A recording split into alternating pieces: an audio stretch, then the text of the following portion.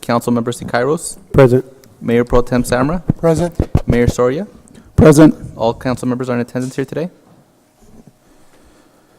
And if I could get pledge allegiance, Mr. Gabriel, could you come up and lead us in the pledge? Thank you, sir.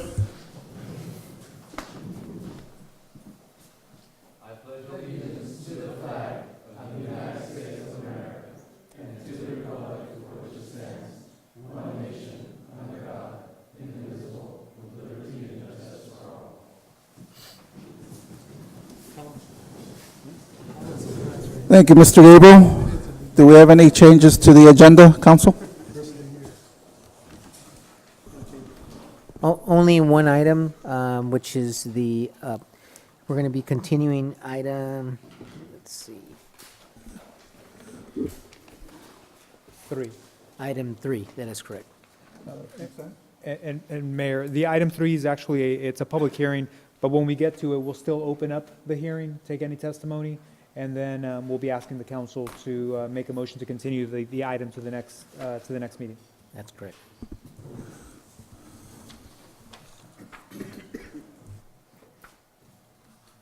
Okay. And I don't know, Tokayo, on item number 9, there was, I'm not sure how we're going to handle that one, but there's No, a proposed amendment, no? no, yeah, I think that we'll just handle the item that's on the agenda. Okay. Okay, changes?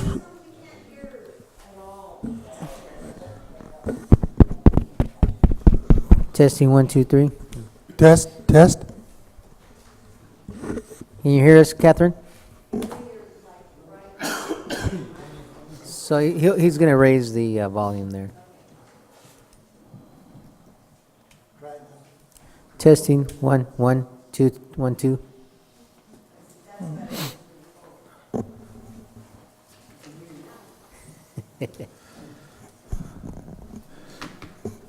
All right, for 3, the only changes will be, we'll be tabling it, but it'll still be open up for comments. That's the only changes. So we'll be moving forward to awards, presentations, and proclamations. Presentation by Mayor Jim Soria, recognition of Jose Valderas, Alejandro Cervantes, Carlos Barragan, and Gabriel Maldonado Padilla, Livingston High School students for act of bravery. So I have some notes here.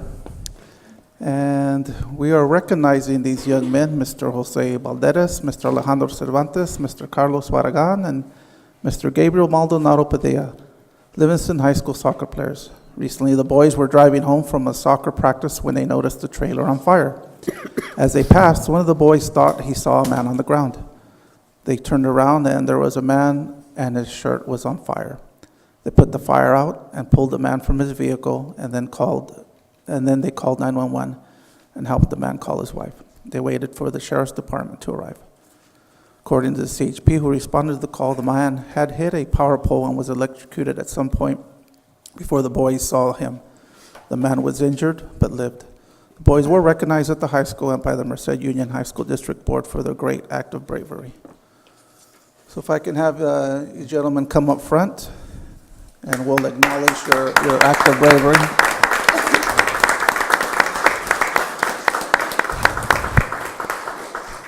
You know, we have Mr. John Schaefer also from Livingston High School representing the high school.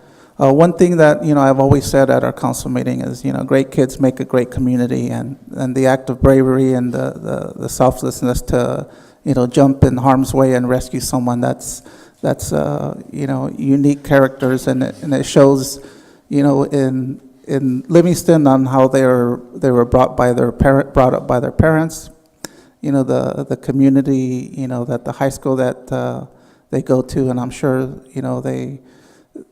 they do, fantastic things there at the high school. So let me go up front. I have a few awards here. Do we have all the young men here? No. Oh, okay.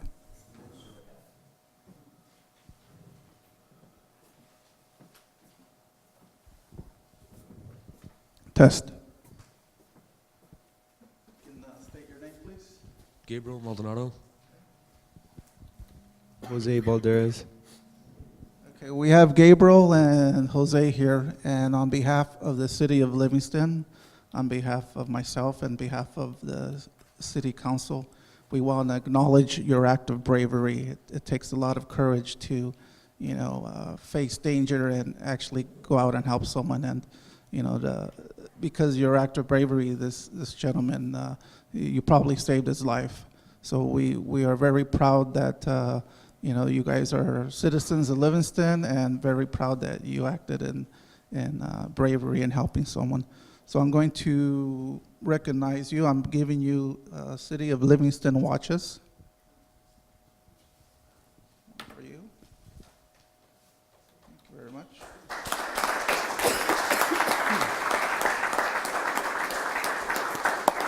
Well, thank you again for doing what you did, and we're City of Livingston, and obviously everybody's proud of you. So thank you very much. I'll give these other to you, Mr. Schaefer. Would you like to say some words, or? Good evening. The Livingston High School, we're proud of these young men, but we're not at all surprised. Our vision at the school is love purple, live gold. Love purple means you be the best student that you can be, and live gold means that you're the best person that you can be. So these two young gentlemen and the two who are not here demonstrated that, and so we're proud of them. They are a very important part of the Wolf Pack. So great job, guys.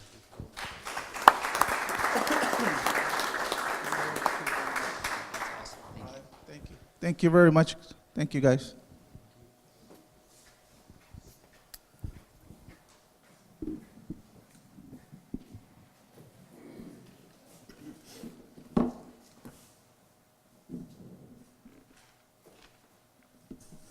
And next, moving along, we have a presentation from the 4th of July Committee. They're updating on the 2018 4th of July event and Cinco de Mayo celebration.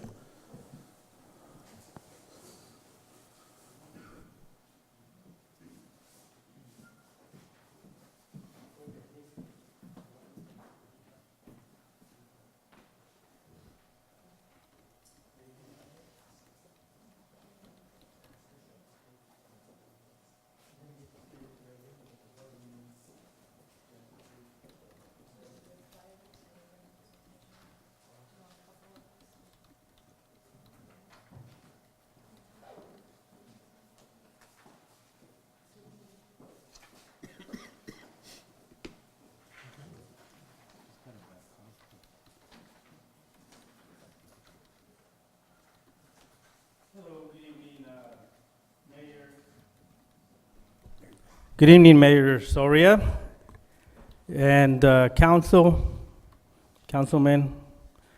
I'm here, of course, to give you a little update on what we're doing this year with the festivals. Of course, the festival, are big events that we do in Livingston for the community, and we plan to continue to do that. This year, just so you know, for the last couple years, we had a big sponsor, and we also had we partnered with the Carlos Vieira Foundation, but this year they will not be a part of it. So it was decided that we would not work together this year with 5150 Energy Drink, which was a big sponsor, and the Carlos Vieira Foundation. So just so you guys know, they're not a part of it. So we're looking forward to the event this year, continue to do the same thing we always do. So I'll give you some dates for the Cinco de Mayo festival. It'll be on the 6th de Mayo, so it'll be on the Sunday, May 6th. So it's a one-day thing, and that's a fundraiser. The reason we do that is to raise funds to pay for the 4th of July festival. That's the reason we started that one, and other fundraisers we do. The event costs a lot of money, so we need to raise money to pay for it. So we thank the city always for helping us, for providing facilities and public works, police, and so on. We're always working. The city always works well with us. So I want to thank you from the committee. With so far only Maria has made it. Sure, we all have regular jobs and other things that we do, so we can't always make it. So I actually made a special trip tonight to be here. So anyways, that's the Cinco de Mayo, the 4th of July festival. This year we plan to do on Friday, Saturday, and Sunday, June 30th through July 2nd. Sorry, June 29th. So good thing I have Maria here. So June 29th through July 1st, or Saturday through Monday. It just depends on the carnival company if they are available to be here on Monday. We always try and make it as close to the 4th of July as possible, but because it's a 3-day event, we can't do it in the middle of the week. So that is that. But I have a couple other things, but do you want to add anything, Maria? Okay, so the other thing I have is I want to invite you all again to the 7th annual Kite Festival that's happening on Sunday, April 8th. It'd be awesome if you guys can go, be pie eating contest judges, or just bring the families out and have fun. It's the greatest family event in the valley. I mean, it brings out the families for start out the spring, and gets people to actually engage it gets parents to engage with the kids, and then the kids are running, flying kites, and they don't even know they're exercising outside. They think they're still maybe in their virtual world playing video games, but it's actually exercising. So I invite you all to come out and fly a kite. All right, and then lastly, I want to thank all of you and whoever in the public has been supportive of my family situation. I really want to thank you all, the city council, the city staff, and everybody, the cards and so on that you've sent my son. They really mean a lot to the family and to him. He actually asks about people, the people that he's met throughout the years when he's out with me. So we really appreciate the support. He's over there at Valley Children's right now. I just came to this meeting just for that, and I'm going right back to Valley Children's Hospital. So again, thank you all for your support. I told him I was coming here, and he did ask me to thank you guys. He asked me to thank the chief too, but I don't see the chief today. The chief actually made an arrangement for Derek Carr to call my son, and that was awesome. It just really made my son's day, and he was not feeling good that day at all. So thank you again for your support. Hope to see you guys at the Kite Festival. If my son's doing good, I'll be there. If not, you guys can be there. Thank you. Yep. Any questions, Council? Any questions or comments from the public? All right. Mr. Julio, thank you very much for your hard work and your dedication, and our support and prayers go out to your son. You did a great job raising him. He's a great kid. I coached him. I love your son. He's got a great heart, fantastic football player. So you did a good job with your son. Thank you, Julio.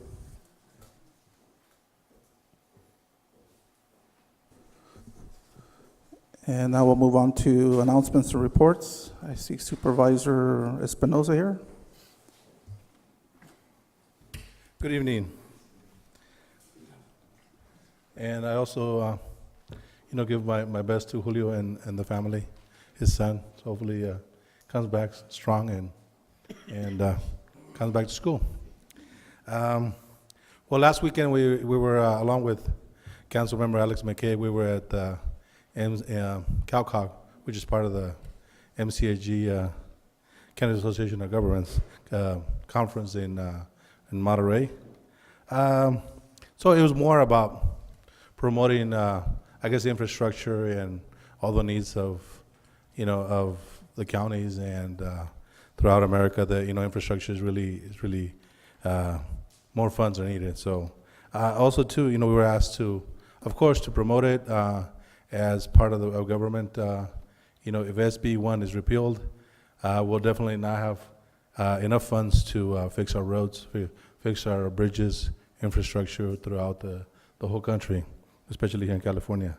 So I don't know who came up with Proposition 69, right, Alex? And I'm not trying to, say anything wrong about the number, but they chose yes on 69. So that'll be the number to vote for in November.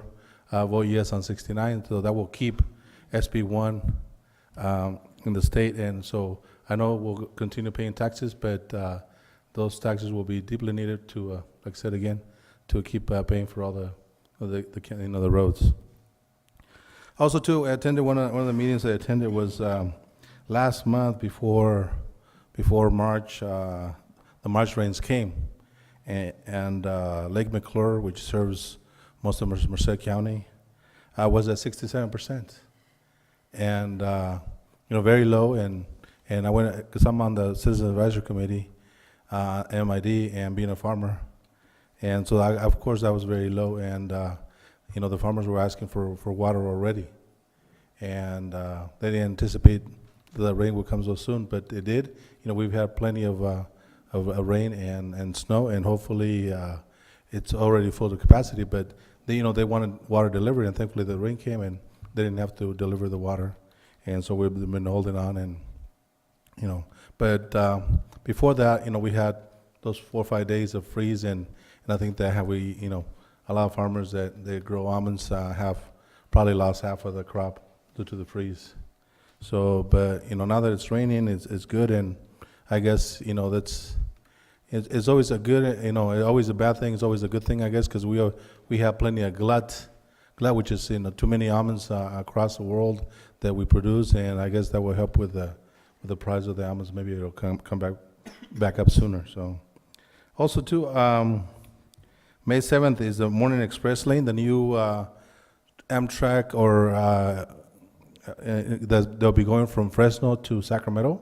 It'll be taking off from Fresno at 4:35 in the morning. It'll come through Merced, Turlock Denair substation, and all the way to land stop in Sacramento around 7:45 a.m. So that would be the business express lane, and along with the second one, will probably take off around 11 or 12. So as part of the county, I'm on the high, not high speed, but the rail committee. So I'm promoting that as well, and I'll be riding the train on the 7th to Sacramento, and I think we'll be doing a tour of the Golden One, stadium.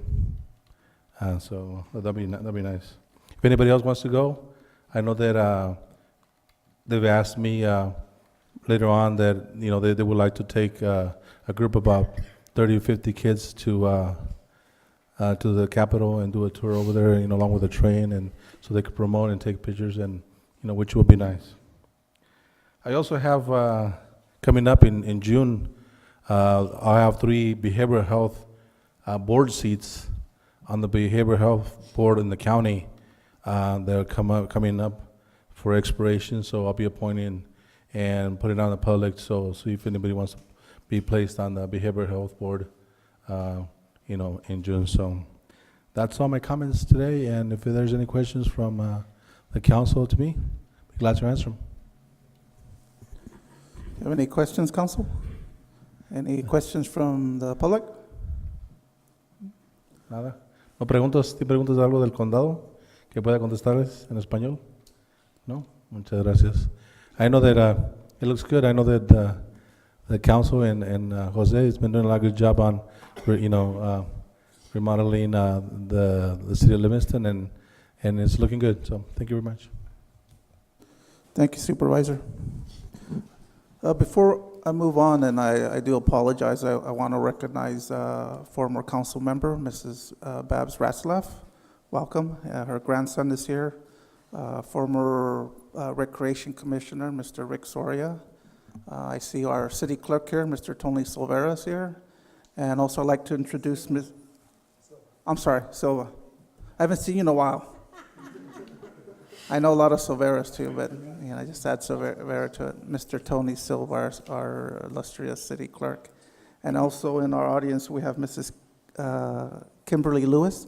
She's a DA with the Stanislaus County DA's office. So welcome, and welcome everybody.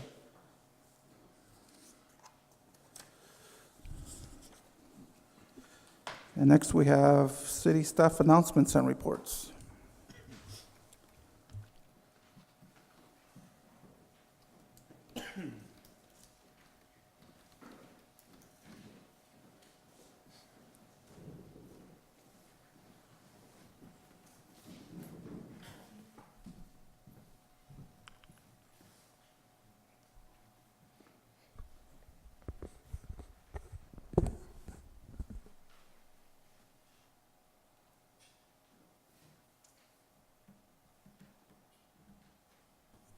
Oh, almost forgot. Mr. Wallace, I didn't see you back there, sorry. Mr. Wallace, too, Planning Commissioner.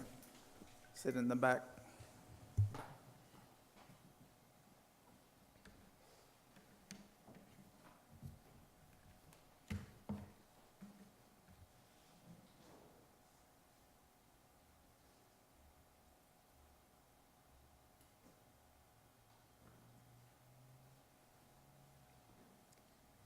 I'll need you to click. Yeah. Yes. Excuse me. Good evening, Mr. Mayor, council members, Mr. City Manager, and the public. My name is Barack Carter, Battalion Chief for Livingston Fire Department with our monthly staff report. The City of Livingston Fire Department was fairly busy this past month. Through the month, we ran a total of 116 medical aids, 2 of those being code blues. We had 2 vehicle accidents, 1 structure fire, 3 debris fires, 1 alarm sounding, 2 firefighter assists, or standbys, and 6 public assists. This is all within the City of Livingston. In the county areas, we ran 29 medical aids, 4 vegetation fires, 24 vehicle accidents, 5 vehicle fires, 10 structure fires, 3 debris fires, 5 alarm sounding, 2 false alarms, 2 firefighter standbys, and 1 hazardous material release. To date, we're at 376 calls, and that's up 116 calls from this time last year. We're at 240 calls in the city, at 79 calls more than we had in the March 2017. We have 136 calls in the county. That's up 37 calls from March of 2017.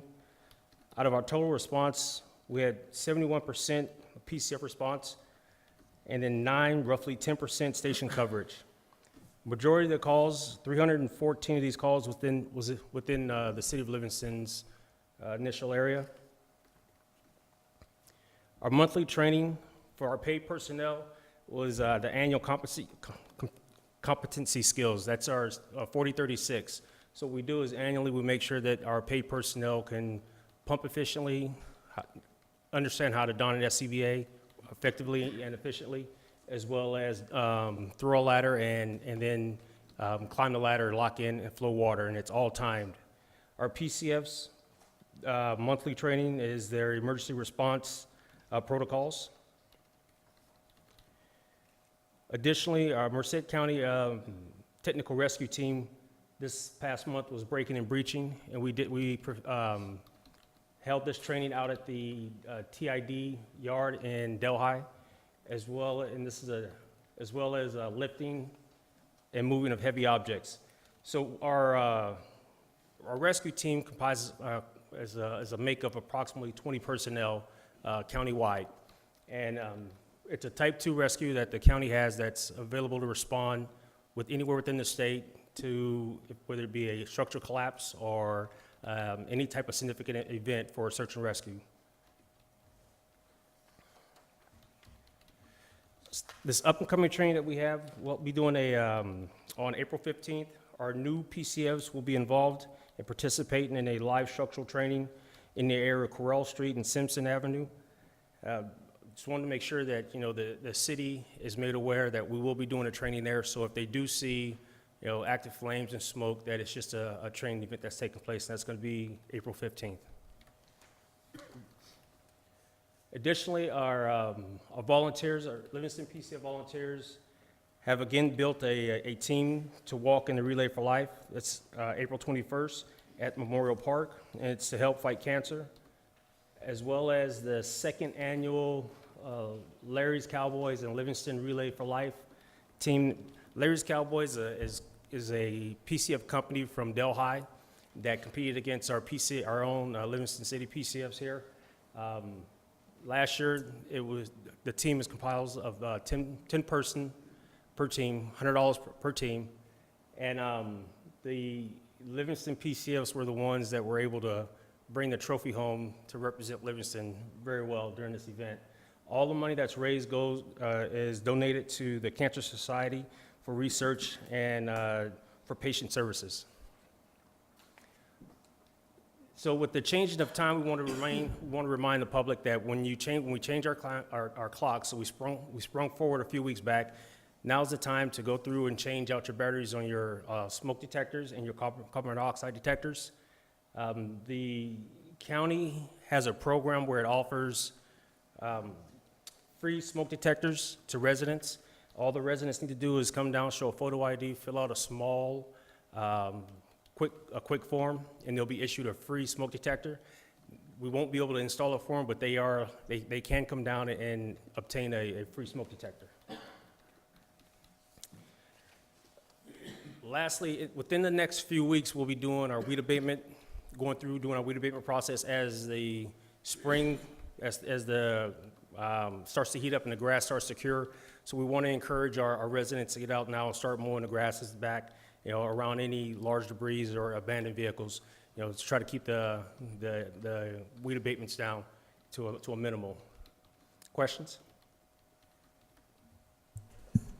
Any questions, council? Any questions or comments from our Livingston public? I thank you, Chief. Thank you. Do we have any other staff reports?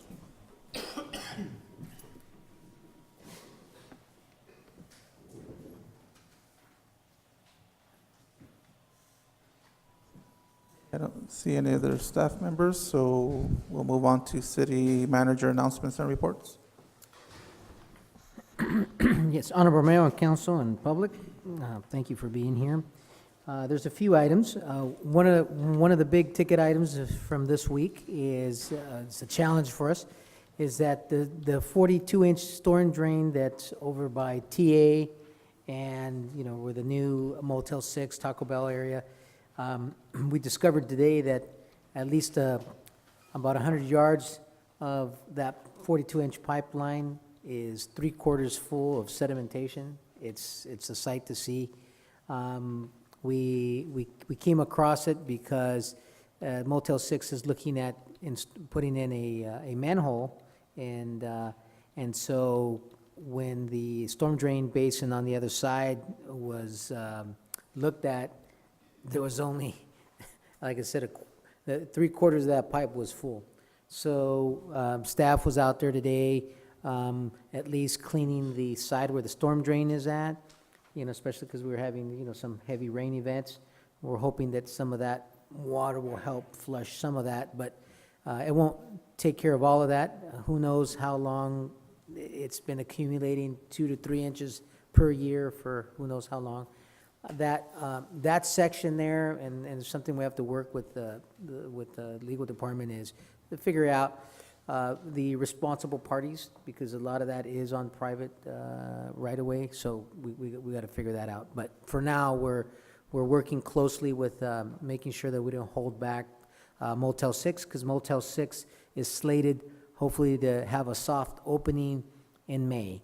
So we're looking forward to that. In addition to that, staff's also working on bringing to council a resolution to make our community a dementia-friendly community. So there's going to be a number of things that I'll be bringing to council on that. The other thing is that staff is working on is to update the city utility services ordinance. So we're going to be working closely with Sanchez's office to update those.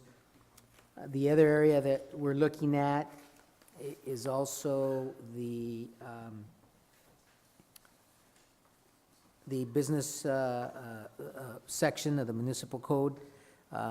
There's several areas in there that need to be, they're not too clear. We need to tighten some of those up. So we're going to be working again with the city attorney's office to get those in a better position. And then lastly, we're working on a safety fair in conjunction with the Binational Health Week. And Councilmember Aguilar has been very instrumental in getting this off the ground.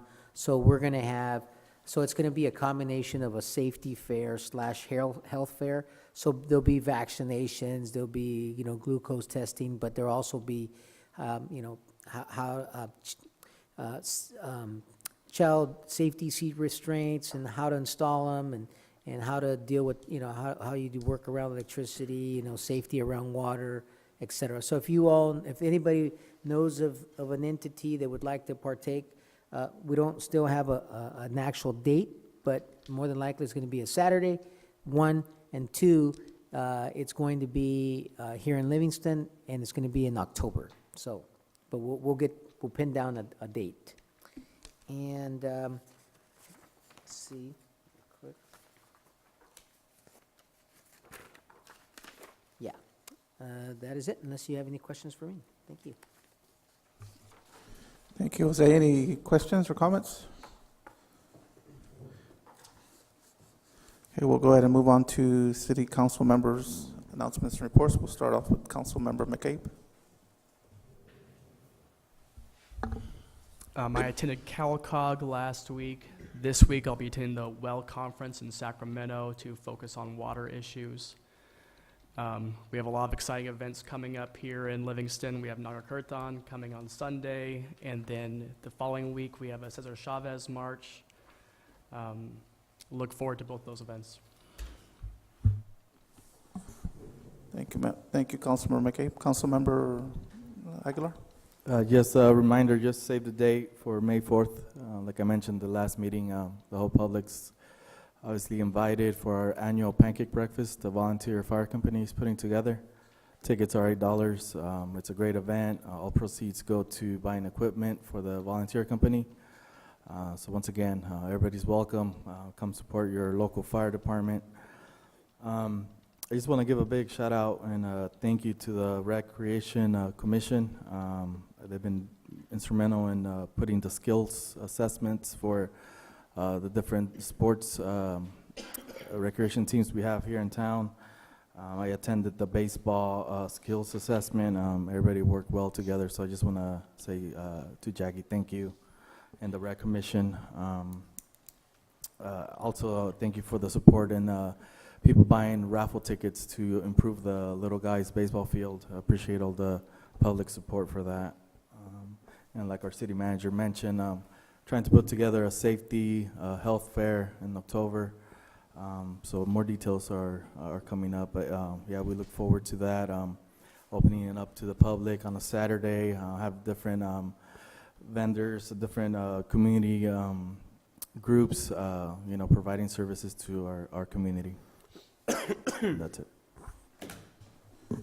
Thank you, Councilmember Aguilar. Councilmember Sicaros? Not to report, just I want to personally thank all the high school students myself on the bravery. We appreciate it, and not much to report. Thank you. Vice Mayor Samra? Thank you, Mr. Mayor. Just want to remind everybody, I know Councilmember McCabe already mentioned it just a little bit, but that our annual Sikh Parade in Nagar Kirtan is going to be this Sunday. So I invite each and everyone, please come and participate. It's open to everybody. If you are a elected official, you wish to be announced, let me know, and I'll make sure that they announce that you're there. And just looking forward to it. I think as every year, we're gonna get our parade in there between the rains. It's supposed to rain till Sunday. Till Saturday, Friday or Saturday. Then Sunday it lightens up and then starts again. So we always miss it. And I think God watches us on this one. Will it start on Peach? Huh? Will it start on Peach? Yeah, thank you, Mr. Mayor. It starts at 12 o'clock. Starts from the Gurdwara on Peach Avenue, and they go through Peach to Main, and then they go to B, and then stop there for a quick snack, half-hour wait or something like that, and then they come back again. It's lots of fun. Come and join us. Free food, free drinks. Great way to meet your neighbors.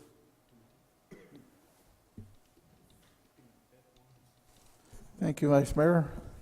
I don't have anything that I can think of. I probably did, and I forgot. I'm getting old, so I don't have anything at this moment. Oh, that's right. I did come from the mosquito abatement. It's been a hard week. We did have came from the mosquito abatement. Basically, they just kind of went over budgets, and they are at least $72,000 um, that they have in their savings. So year-to-date, they are up $72,000. They will be starting in April, spraying in certain areas and certain sections, getting a jump start on the abatement. So if you have any areas of concern, please contact the mosquito abatement, and they can put that on their list. They will be looking at maps, and this involves the all of Merced County. Other than that, I don't have anything else. We'll move on to public hearing. This item is 3. It's been tabled, but since it's a public hearing, we will open it up for comment. This is a resolution adopting the mitigated negative declaration and first reading and introduction of ordinance approving the Third Amendment to the development agreement between the City of Livingston and JEG Livingston Ranches LLC concerning 15.9 acres northeast of the intersection of Robin Avenue and B Street, Livingston, California. So it is open for discussion. If I may, Mayor, before you open up the public hearing, the motion will be to continue the item, not table it, and it will be continuing it to April, the next meeting, which is April 3rd. The applicant here, Gallo, the applicant representative, asked if we could continue the public hearing. They had last moment questions regarding some of the conditions. We're quickly working through those and expect to be before the council on April 3rd. Because it is a notice public hearing, the idea was to open it and then instead of closing it, just continuing it, just in case there was anybody here that wanted to speak on the item. So item 3 will be open and it'll be continued for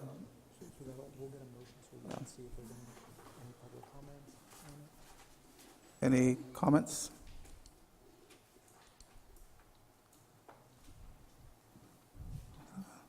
I will go and close it 7:40, looks like. Mr. Mayor, make a motion to continue this item to April 3rd. I have a first to continue from Vice Mayor Samra. Do I have a second? I second that. Second from Council Member Aguilar. If I can get roll call. Okay, roll call. Councilmember McCabe. Councilmember Aguilar. Yes. Councilmember Siqueiros. Yes.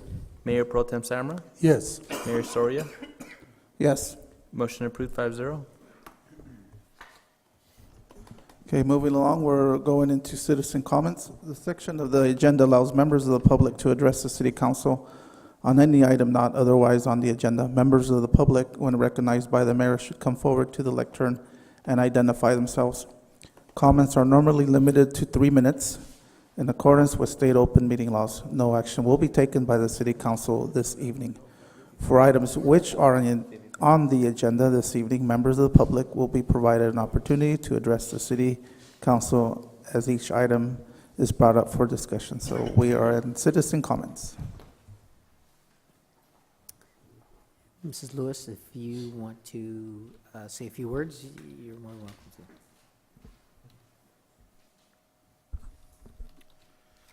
Good evening, City Council. My name is Ricardo Soria, 1526 Main Street. I hate to say it, coming back and again, I got wind of the people that are doing the Cinco de Mayo celebration are going to be putting up a car show, and they're also going to be using that soccer field to put their vehicles in there. Whether it's true, I have no idea. So this is the last time I come in. It's pathetic that you guys are using that. These events, the field just barely got up fixed right now. So now these events that are coming in, they're just taking away time from our players using the soccer field. This past season, it was deplorable. They had to do a lot of maintenance just to keep it up. And then these events that are coming in, and I tell you guys, that is a sports complex. It's not a venue complex. If you want a venue complex, the city needs to put a venue complex somewhere else. Leave our soccer field alone. It is for soccer, not horses, vehicles, tractors, heavy equipment. I mean, everything has been put on that field. That's the only field we got. If you guys want to damage it, then so be it. I don't know who's authorizing these permissions for these people to be putting vehicles and heavy equipment on there. This is the last time I come back here to venue my frustration. It's up to here already. No more. Okay? The rest of the league, we're moving our games out. It seems that you guys don't want to take care of the soccer field. Our games are being moved out.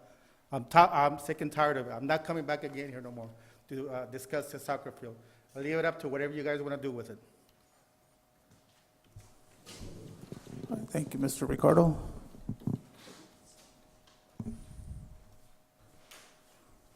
Please state your name and address, please. It's Cherokee Dickey, and I live on Santa Fe, 8670 Santa Fe in Cressy. And I'm representing my son. He got his car towed, and we had talked about this the last time in January 8th. And I asked you guys what your procedure was for towing. And I want to share with you guys what I found out. Pass this around. This is a certified notice that you receive. Supposedly you're supposed to receive it twice, a total of 15 days apart. I want you to look at it and notice who it's from. Do you see who it's from?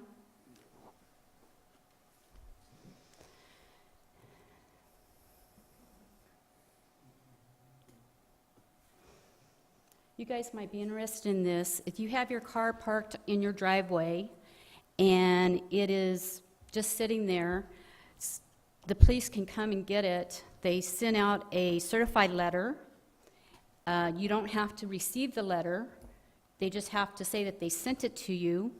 And even if you don't get it, because they're supposed to do it twice, and they said that they did it 3 times.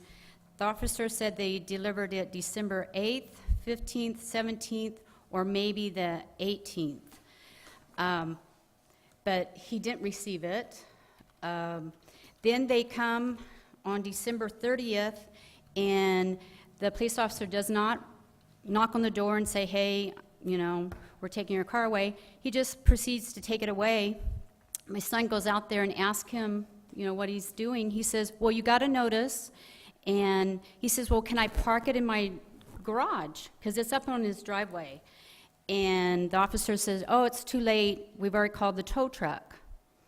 So then I came January 8th to the meeting, asked you guys what your procedures were, and you said, oh, you know, no one knew really. So I called the chief of police.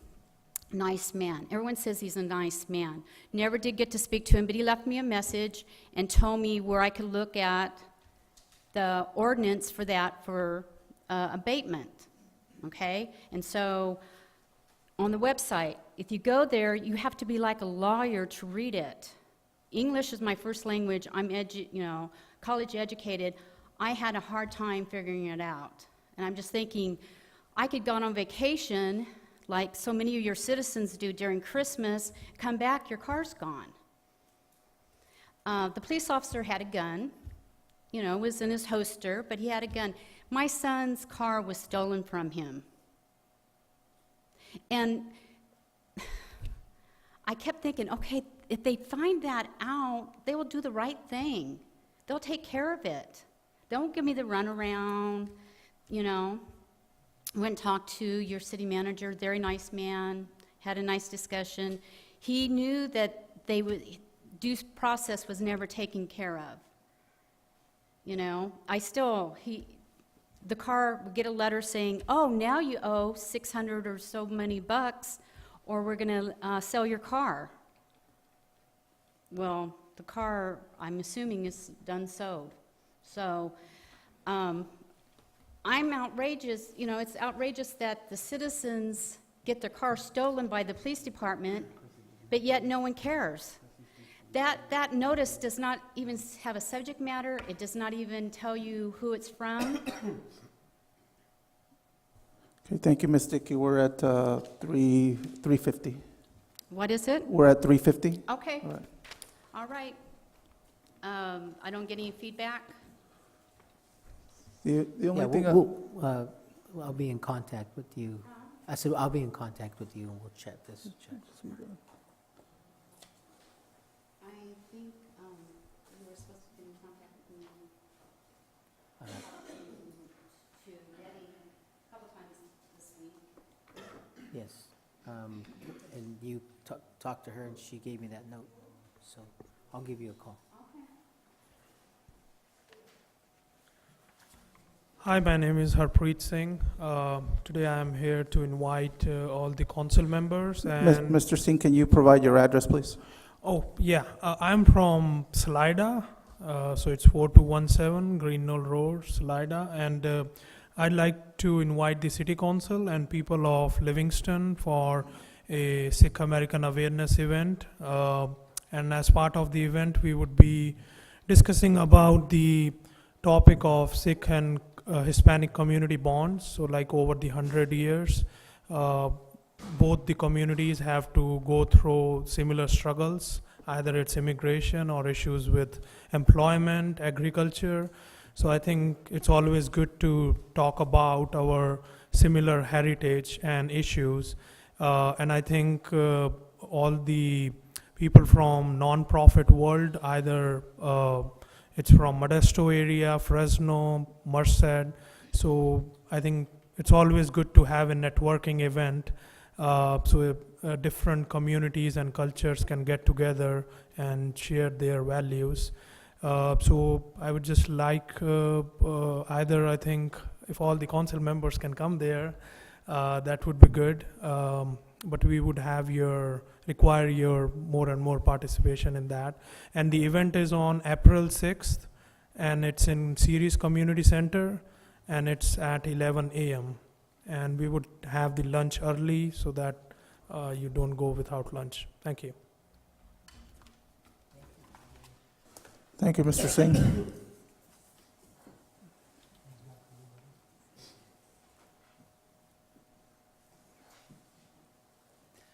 Good evening. My name's Kimberly Helms Lewis, and I'm running for District Attorney in Merced County. I was invited here by Juan Aguilar, one of your council members, and it's been a wonderful opportunity to learn more about Livingston and to meet your Livingston city government officials. I just wanted to take a moment to let you know that this is a contested election this year, and that June 5th is Election Day. I wanted to let you know that for the first time in probably 20 years, we have a contested district attorney race, and I am the challenger. I am a 19-year county employee in Merced County. My experience as an attorney, I have 20 years of practice as an attorney, and that's evenly divided as a criminal attorney and as a government attorney working with Merced County government. Right now, I'm a deputy district attorney in Stanislaus County, and I prosecute vehicle theft, carjacking, armed robbery, those sorts of offenses. And my intent is to bring and return tough, fair, and honest justice to the district attorney's office. Thank you for having me here tonight. Thank you. Thank you, Ms. Kimberly. Buenas noches. Hello, City Council, City Manager, Major, public. My name is Jose Moran, 2282 Whisper Way, Atwater, California. And tonight I'm here as the new Spanish liaison for the Livingston High School Parent Center. And just to come and present ourselves, and if you have not been able to visit our Parent Center, it's a place where we can have parent meetings, we can have a cup of coffee. Actually, we don't need to have a meeting per se. You can just come in and have a cup of coffee and talk about anything you want to talk about, anything related to the community or to school. Even if you don't have a student in our school system, you can still come in and you will be having a cup of coffee with us. We also provide coffee social every second Wednesday of the month at 8 o'clock in the morning. And we normally have a couple of presenters presenting anything from related to health, education, adult education, ESL, anything related that can benefit our community. Also, tomorrow, I'm going to invite you, all of you, to attend a 9 o'clock meeting in the cafeteria where we're going to have a mental health focus group coming from Merced County. And basically for us to find out, or for them to find out, what kind of programs and what kind of services we or they could provide for our community here in Livingston and around the area. Also, at the Parent Center, we're in charge of organizing field trips, but not for students, for parents. So, for instance, in April 13, we're going to be taking some parents to UC Davis, Sacramento State, and probably the Capitol, just because most of them probably never had opportunity to visit the Capitol as well. We also have workshops, we have adult classes, and plenty of coffee. We have about 40 cups of coffee ready for you guys. And so tomorrow, 9 o'clock, in the cafeteria, we have the mental health focus group, and you can come in anytime from 7:45 to 4 o'clock. There's 2 of us in that office, is the new Parent Center, and we speak Punjabi, Spanish, and English. If we need to speak anything else, just let us know and we'll find a way to translate it. All right, and then we can also have services as far as, or even as someone needing to translate a doctor's letter.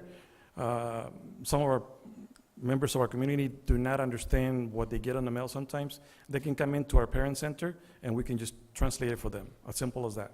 And they'll get to have a cup of coffee again. All right, thank you. Thank you, sir. Rodrigo Espinoza. Just to let you guys know, I won't be here on the second meeting in April. I'll be on vacation, so just let you know. Okay, thanks. Happy birthday to you on the 7th.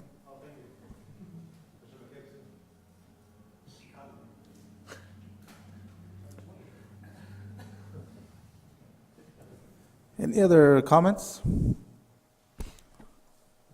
Okay, we'll close it at 7:54, and we will move on to the consent agenda. Items on the consent calendar are considered routine or non-controversial and will be enacted by one vote, unless separate action is requested by the city manager or city council member. There will be no separate discussion of any of these items unless members of the city council or city manager request the specific items be removed.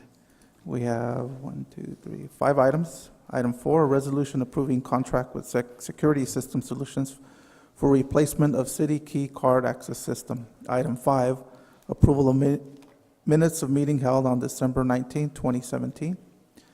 Item 6, approval of minutes of meeting held on January 16, 2018. Item 7, approval of warrant register dated March 6, 2018. Item 8, approval of warrant register dated March 14, 2018. Bring it back to council. Motion to approve the consent calendar? Motion by Vice Mayor. Do I have a I'll second? Second by Councilmember Sicaros. Okay, roll call. Councilmember McKee? Aye. Councilmember Aguilar? Yes. Councilmember Sicaros? Yes. Mayor Pro Tem Serna? Yes. Mayor Soria? Yes. Motion approved 5-0. All right, we'll be moving on to discussion and potential action items. We have item 9, resolution approving commercial cannabis application fees and amending master fee schedule to include the commercial cannabis application fees. Mayor, members of the council, the item before you is a resolution which is a continuance basically of a system that we've been trying to put in, a program we've been trying to put in, which is commercial cannabis. The resolution will approve commercial cannabis application fees and amend the city's master fee schedule to include the commercial cannabis application fees. What we ended up doing here, as you know, the council approved a contract with SCI consultants who are looking at the different permitting fees, and that's more of the yearly fee for cannabis businesses.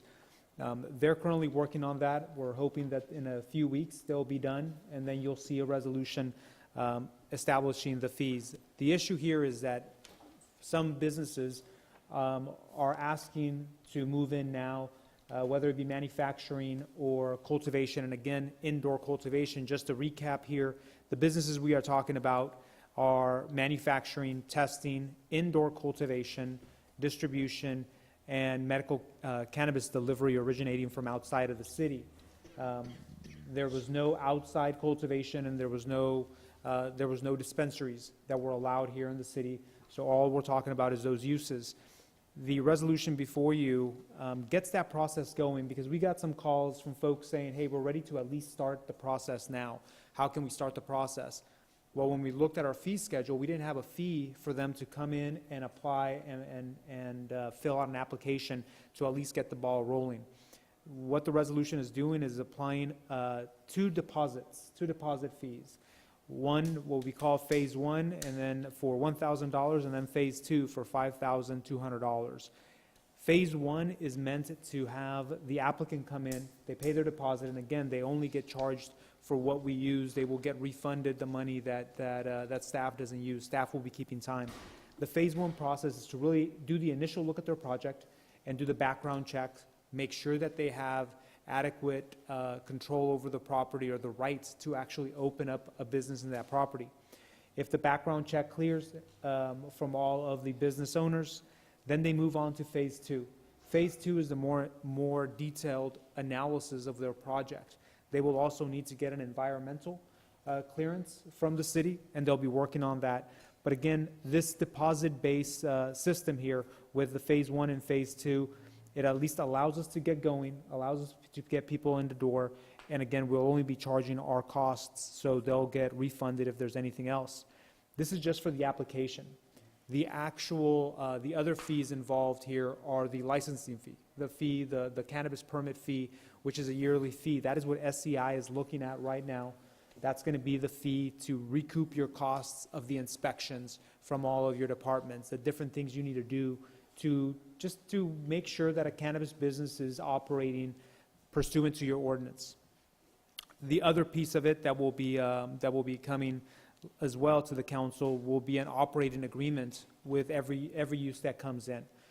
We currently have a draft operating agreement. We'll be talking to obviously to any applicant that comes in, and we'll be, of course, talking to the city council and council members regarding what's the right amount. I just mentioned that that's not on the agenda today, but I just mentioned that because that's all kind of different things we're going to have to work on this cannabis program. But tonight, again, get the ball rolling, get folks in, applying, the folks that are interested, at least this application deposit system will have that, we'll get that going. Just a note, the resolution does reference an Exhibit A. Somehow the Exhibit A didn't make it on the agenda. However, Exhibit A, the only thing Exhibit A is the portion on the staff report, second page of the staff report, which says application phase, phase one, phase two, 1,000 for phase one, 5,200 for phase two. That's what the exhibit is. Just letting the kids, sorry, it didn't make it on there, but that's what the exhibit is. And the only other note I'll make about cannabis is we'll probably be coming back in the future. There, I guess, as SCI and staff has been talking to some folks, potential businesses, one thing that I guess a business brought up was, well, you have a regulation that clearly states that delivery, and only medical delivery, can happen here, and only if it originates outside of the city. That's clear about what it means, but again, it seems as though some businesses are thinking, well, what if we have a distribution center and we drive a product outside of the city, and now we come back in? I don't consider that originating. Originating is very clear, so I don't, but that came up. We may come here, if those things come up, if those things are being argued, I mean, what happens is you end up doing a moratorium until you fix your ordinance, but the ordinance is clear about origination.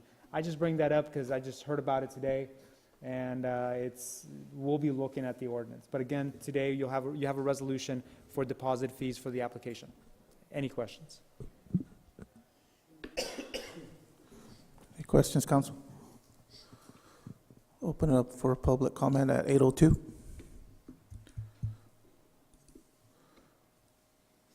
Nobody coming up, so we'll close it back at 8:02 and bring it back to council. Any motions, comments? Just move to approve the fee schedule. I will second it. I have a first from Councilmember McCabe and a second from Vice Mayor Samra. Okay, roll call. Councilmember McCabe? Councilmember Aguilar? Yes. Councilmember Sicairos? Yes. Mayor Pro Tem Samra? Yes. Mayor Soria? I'm against all cannabis, so that's no for me. Okay, motion approved 4-1.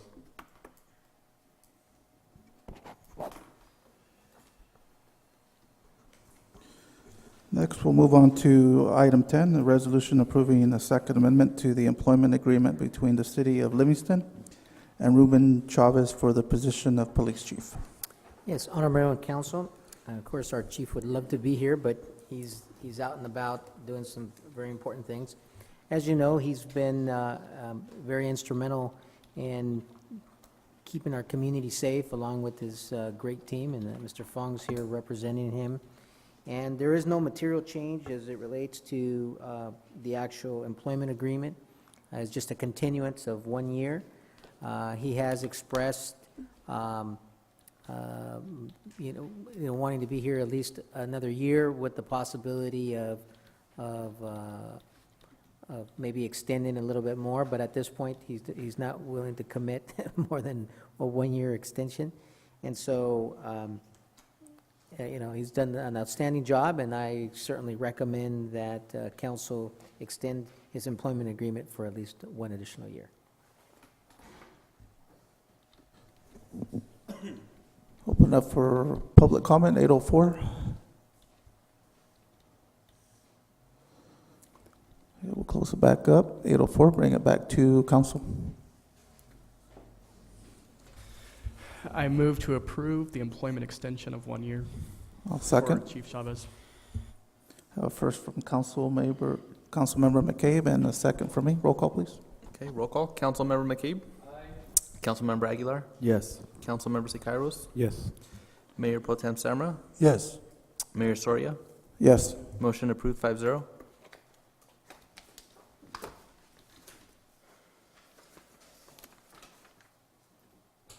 And thank you, Sergeant Fong, for all your hard work.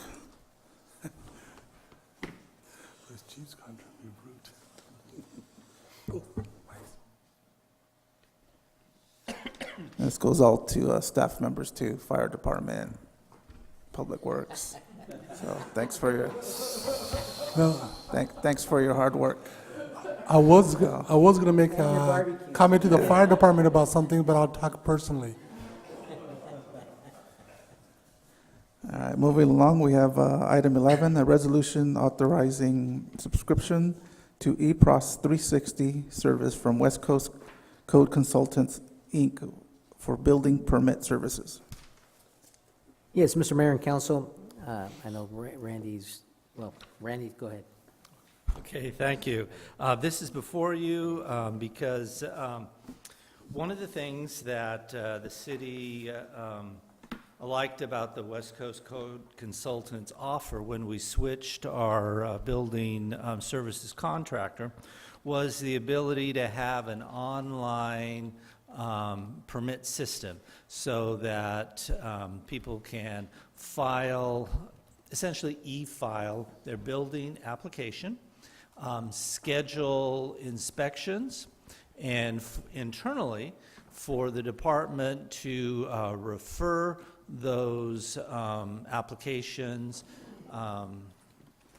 through email, and it's more efficient, it's quicker, and so to utilize that service, we needed to sign up for a subscription service. And there was an initial setup fee. The city manager did some hard bargaining and knocked down the subscription fee significantly. But it's a $25,000 startup and then an annual fee of $9,000 to maintain this. Those two together for the first year constitutes the costs that we're seeking authorization for, because those costs are over $10,000 in one calendar year. And so that kicks it to the council for consideration. And after this initial startup year, it will drop back to a maximum of around $9,000 a year. So the $34,000, 25 plus 9, is a one-time item. And so that's what is before you. And if you have any questions, I'll be happy to address them. Just to elaborate a little bit further, basically, it's a web-based portal, so anybody, they don't even have to come in and submit any plans in paper copy anymore. They can actually upload the actual plans, and they will automatically be distributed to all of those departments that need to see the actual plans themselves. And this is also going to help centralize our our services for our residents, because, like, for instance, with our great fire department back there, as you know, the fire marshal and their respective departments have to review these. So we are making it very simple and seamless, so that way they can actually pay. We've already incorporated an acceptance of payment for their services at City Hall, and then we automatically upload the information, send it to them, and they make the necessary comments, and then we forward them back. So trying to reduce the actual time that it takes to process applications and permits and so forth. So this module actually allows us to be a lot more efficient, reduce the amount of space that we need to put all the different plans in the office. And in addition to that, it allows everybody to see everything instantly, so that it doesn't go from one department, and then once we're done, we give it to the next. Everybody can start making the necessary comments right then and there. So thank you very much, Randy. Okay. And they'll be able to track it easier, right? Oh, Once yes, they submit it, they can, oh, I see it's with this department and that department. Yeah, at any time, the applicant would know exactly where their permit is located. And so it has a system so that each department that has looked at it and signed off on it is instantly recorded.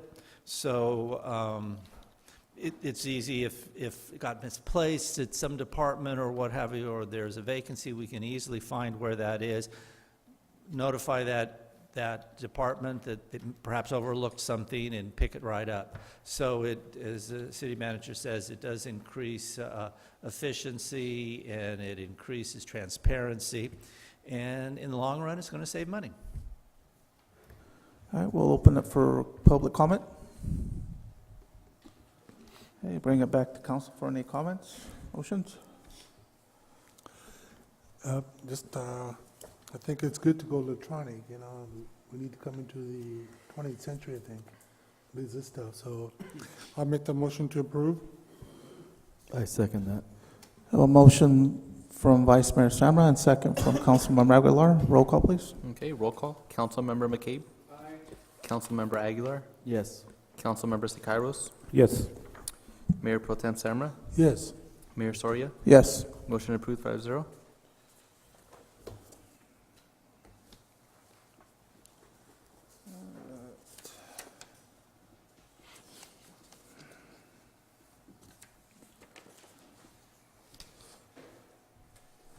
Next, we'll move on to item 12. It's a resolution approving the purchase of a wireless LED lighted or lit crosswalk system from Silicon Constellations to be installed at the crosswalk on Main Street and J Street. Good evening, Your Honorable Mayor, council members, city manager, members of the public. Anthony Chavarria, Public Works Director. Council, what you have before you is a staff report and resolution asking for the approval to purchase a wireless LED crosswalk system supplied by Silicon Constellations. A little bit of background. There have been some issues at the crosswalk involving students in the past, and the school district has expressed their concerns with city staff about the safety of the students and have requested the installation of a lighted crosswalk. Staff does recommend that Silicon Constellation is used to maintain consistency and uniformity. as a prior lighted crosswalk was purchased from Silicon Constellations.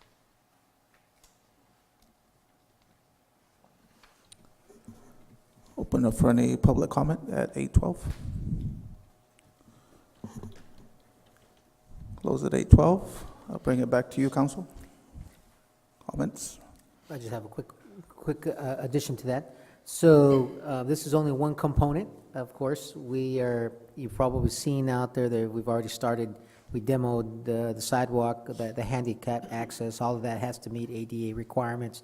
So this is one piece of the overall, project out there in order to address that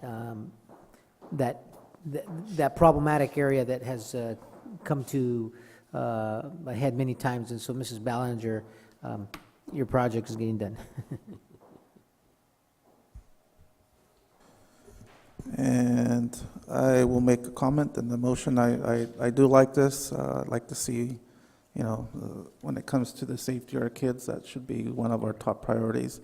And I do come home right about the time the high school is getting out, and it just gets congested, and I think this will enhance the safety and the services that we could provide to the school and the students having a lit crosswalk, especially in the evening when, they're coming back from different sports activities or different functions, the buses out there, and that area is dark. So I make a motion to adopt resolution authorizing the purchase of a wireless LED lit crosswalk system from Silicon Constellations. I second that. Can I get roll call, please? Okay, roll call. Councilmember McCabe.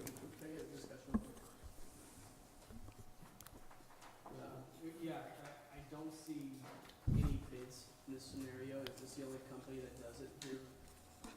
Why is there only one bid? Why don't we have multiple bids? Yes. So we heard you loud and clear at the very beginning of, a few months ago.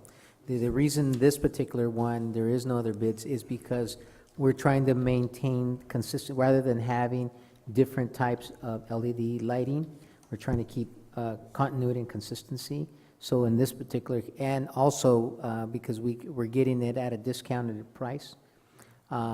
So that's the only reason we're not going, because otherwise, every lighted crosswalk that we have, we would have to have a different maintenance. We would have to contact different individuals, points of contact, and different tools and materials. So that's the only reason why this one in particular, we are saying, council, we would like to go with this particular vendor so that we can maintain uniformity.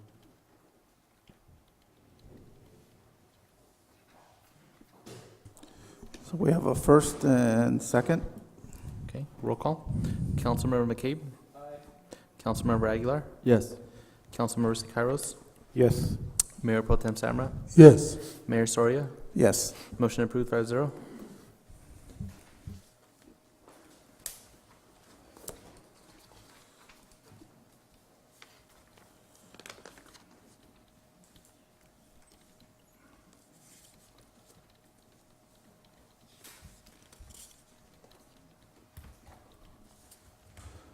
Item 13, City Council to provide staff direction for appointment to the Planning Commission.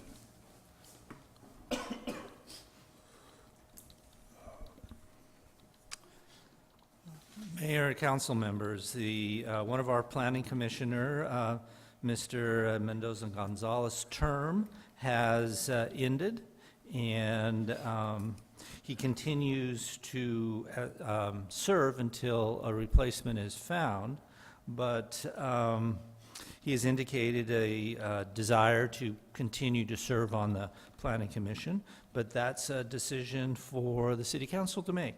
You have the option to reappoint Commissioner Mendoza-Gonzalez to a new 4-year term, or you have the option to advertise to seek those residents who may be interested in serving on the Planning Commission.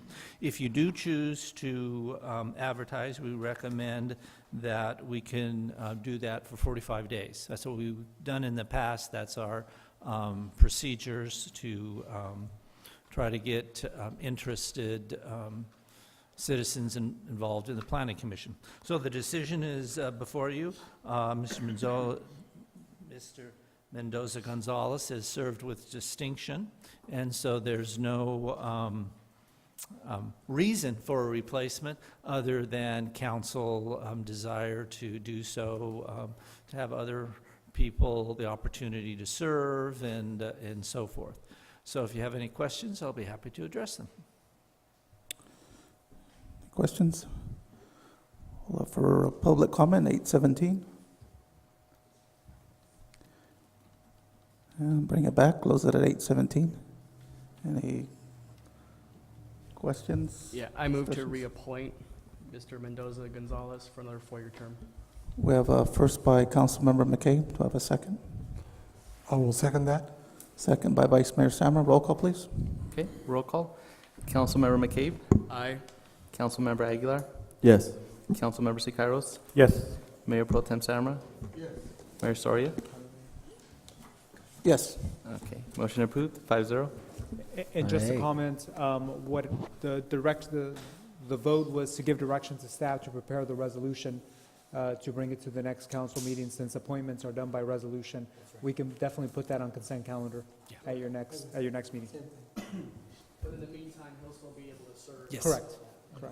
Yes, all the commissioners will serve until replaced, so the work of the commission would not be impacted.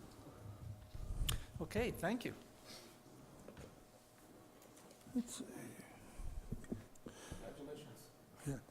Thank you. We need to, do you need to note Councilmember Aguilar has left the DS for, so just put a note on there. Just for the record, Yeah, just for the Councilmember record. Aguilar has left. Oh, We still gotta note he's not here.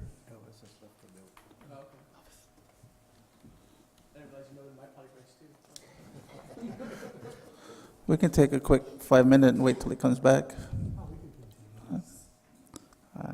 Item 14 is discussion and potential direction of hiring of additional police reserves. I asked to put this on. I have a prior history of law enforcement, and I know back in the probably late 80s, early 90s, we had a large police officer reserve. And I'd like to see that program be built up to at least 10 to 12 police reserves. It is very beneficial to the community. One of the things has been, I started off as a reserve and, worked my tail off to get full-time, and it's a great commitment, but we do have retired personnel that would just like to be reserves. And it comes in handy because it puts extra officers on the street. It gets, reserve officers at school functions, and it just puts extra people on the street. If, there is an in custody, rather than send a, full-time officer and leave, 1 or 2 behind, now we can, have a reserve officer, leave the city, and it still provides efficiency and productivity, keeping the, the officers here. So I'd like to see some discussion or questions about bringing our reserves up to a maybe 10 or 12. It also would help with special functions, 4th of July, different things. If we had a large pool reserve, and we can also hire from our reserves if openings come about. Yeah. Yeah, we have Mr. Fong here. Sergeant, you might want to brief council just a teensy bit on the number of reserves we have currently, et cetera.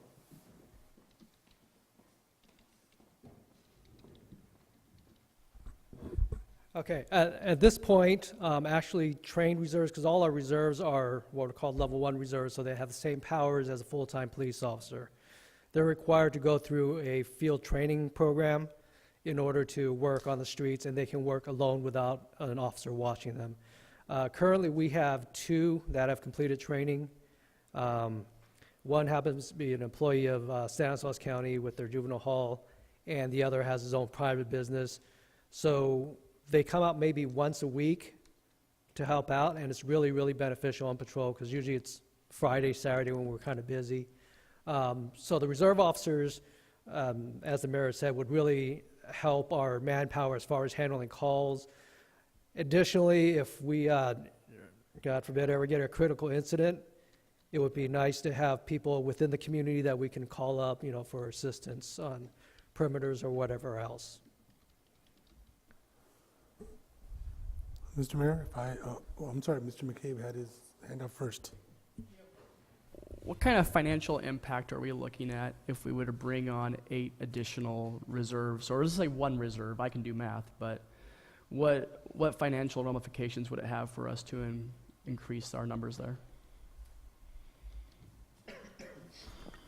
Well, I would have to do, staff would need to do an analysis to, because the actual reserves, other than, the actual equipment and things that we need to supply them with, it's really on the as-needed basis that how many hours, when they're called, that we would start to have to estimate what that impact would be. And so we would have to sit down with the chief and the staff to kind of look at the pattern and really, kind of guesstimate what that impact's going to be.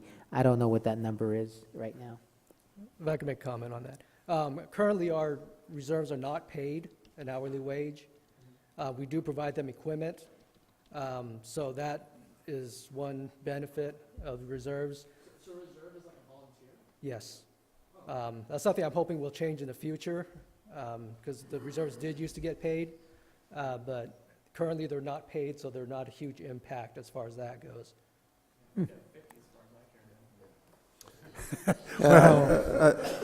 When I started as reserve, it's basically, I was just allotted equipment and I volunteered, and, most of the reserves, their goal is to become full-time, but there are some that just, they have their day job or night job and still want to give back to their community, and this is it is a volunteer, so they're putting, their hard work and their lives out there volunteering to give back to the community. So most of the impact would probably just be providing the tools, maybe uniforms, but I'm sure you have something where there is a requirement of how many hours they need to put in. Yes, right now monthly. our requirement's fairly low. We only require 16 hours a month, so it's basically 2 days. But like the sergeant mentioned, any critical incidents or anything where we need, manpower, we can put a call out to reserves to come out and, utilize their services, and it would enhance the services, the police department and to the community having, extra boots on the ground. Mr. Mayor, a question for Sergeant Fong. Is there, at any time, are they paid after a certain number of hours, or are they just continues to be?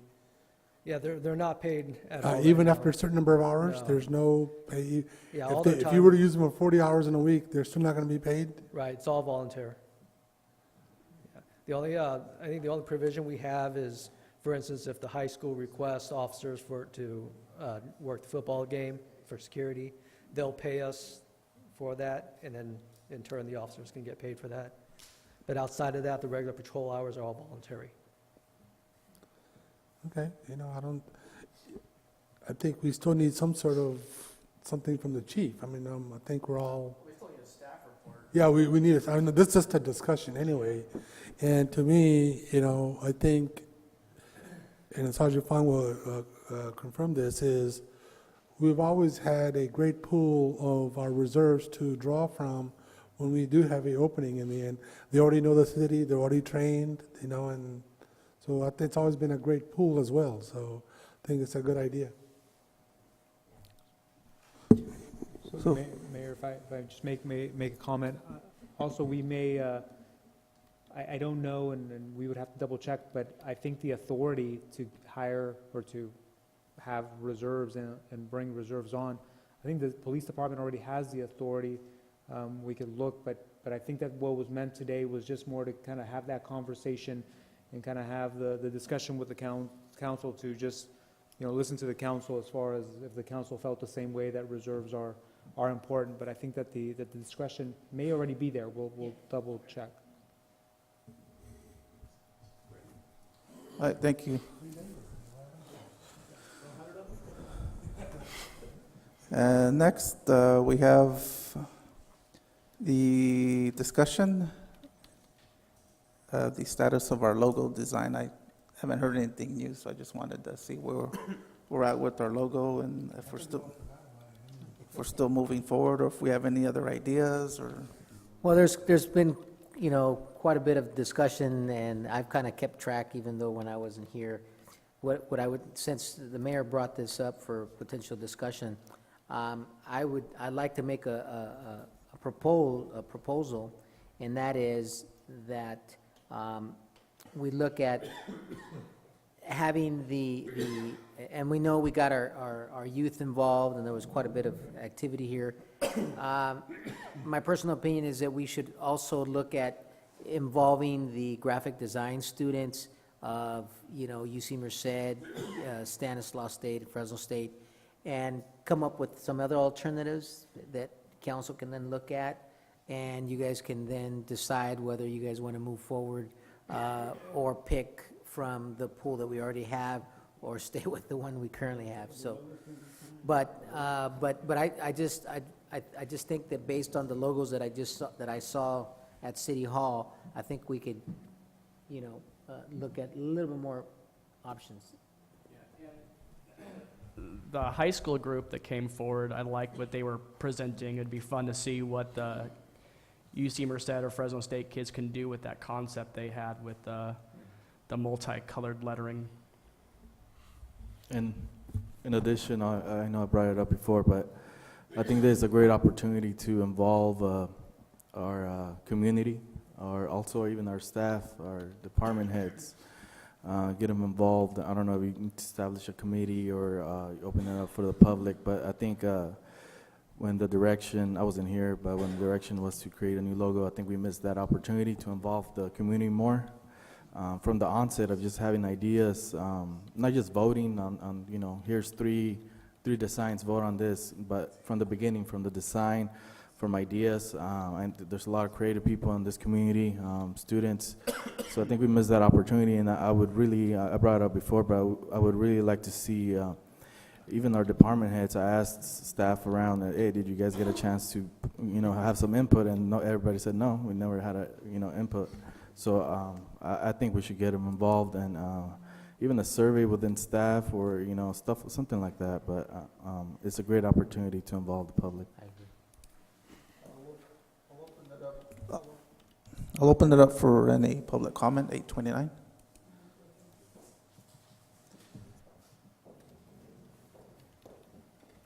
Good evening, Barbara Ratzliff, 1458 Main Street. And as long as I can remember, we've had that, the last stop. And I know that you want to change, or it should be changed, but when you look at it and you see the fruit and you see the 99 and you see the city of Livingston in the middle of California, if it ain't broke, don't fix it. But that's my feeling, because I've been here for over 60 years in Livingston and have seen this, go on and on. So I'd like to see what you have proposed to do before you do it and make a decision. Thank you.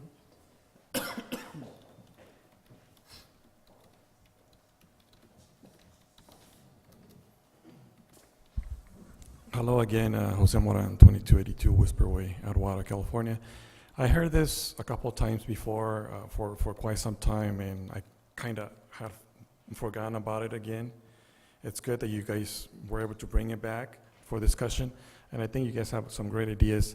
And I also, to comment on what she was commenting, I seen a lot of logos. I have some marketing expertise and some logo design and ideas and stuff like that. And from what I've seen in comparing it, not that I'm comparing it to others, but that's a really nice logo. That concept, that idea, maybe, just some, like a refresh, but without having to kind of change it all.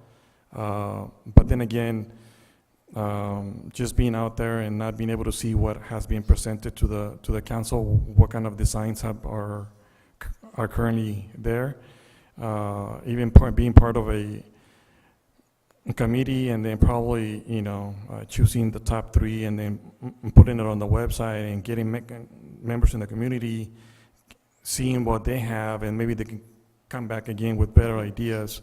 Because once again, once you have a logo, it's something that's going to be there for 50, 60, 100 years. And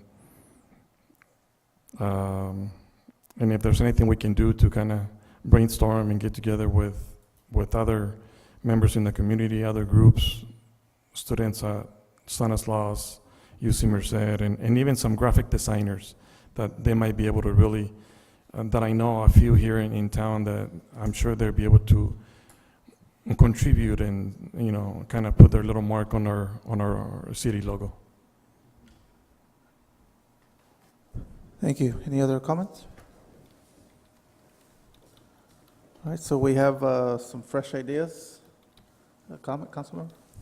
I mean, if we're gonna bring it back to our community and really have, try to get community involvement, maybe we should be thinking of our slogan as well at the same time. I mean, before we redo the design, maybe the sweet potato capital isn't the thing that really is resonating with our community. I'm not certain. Maybe it's something, if we're gonna make changes like this, now's the time to involve people, and maybe the last stop or the sweet potato capital, maybe that should be reconsidered at the same time. If we are going to go the more community outreach route. I agree with Alex on that. The American dream starts here, Livingston, California.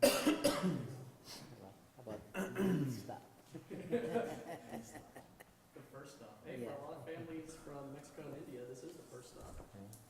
So this will be, we'll make it a city family function and get some ideas and just go from there. Either stays the same or enhances a little bit, or but it will be make it a community involvement. All right, next discussion and potential direction: school mascots to be displayed at city council chambers. This is something I kind of been putting up. I do love that we have the history of Livingston up on our walls, and it just shows where Livingston comes from.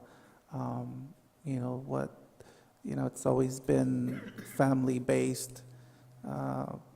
We've always been a tight-knit community, and I would like to see, we have our pictures up of Livingston. I would like to see representation of our schools. There are, the mascots up on the walls, Livingston Wolves, the middle school, the Cougars, the Yamato Dragons, Campus Park Eagles, Selma Hunterdon Bears. And I think it'll provide a sense of pride to our kids in the community. So when they do come to Livingston, they could look up and say, hey, that's my school. They have a sense of belonging. And I think it would instill pride back in our community. I would love to see, during homecoming, maybe we could put up purple and gold flags downtown. We got a wall right there that can use some decorations, so let's do it. So we just need to probably reach out to the schools and then maybe we get the logos up here. And I think it would also bring just a more close, tight-knit community. When the parents come in or people come in, they can see that the schools are, up here on the wall, and we support our schools.